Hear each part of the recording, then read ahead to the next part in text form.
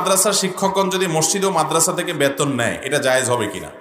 ভাইরা আমার, আমাদের দেশে একটা গ্রুপ বাইর হয়েছে হেজবুত তাওহীদ নামে, তাদের এমাম আছে, তাদের ইসলাম আছে। এই এমাম সাহেবের ইসলামে মসজিদে ইমামতি করে মাদ্রাসায় শিক্ষকতা করে বেতন নিলে নাকি ধর্ম ব্যবসা হয়, এটা নাকি গুনাহ হয়। শুনছেন তাদের এই ফতোয়া?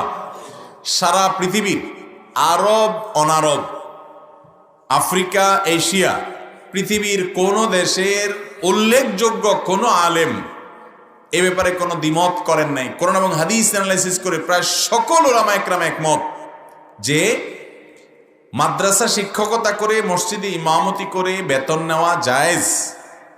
কারণ এই কাজগুলো এমন কাজ, এই কাজগুলো করতে গিয়ে ওনারা অন্যান্য কাজে মগ্ন হতে পারেন না। অন্য সব ধান্দায় মগ্ন হলেন, ব্যবসা বাণিজ্য করলেন, আবার পাশাপাশি এটা করলেন, তখন এই কাজটা সুচারুরূপে হয় না।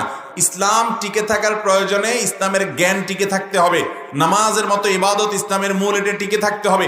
এটার প্রয়োজনে যে ব্যক্তি নির্লসভাবে কাজ করবে, ওই ব্যক্তির পরিবার চালানোর দায়িত্ব এলাকাবাসীর, সবাই মিলে তার পরিবার চালানোর জন্য বেতন দিবে, এটা জায়েজ।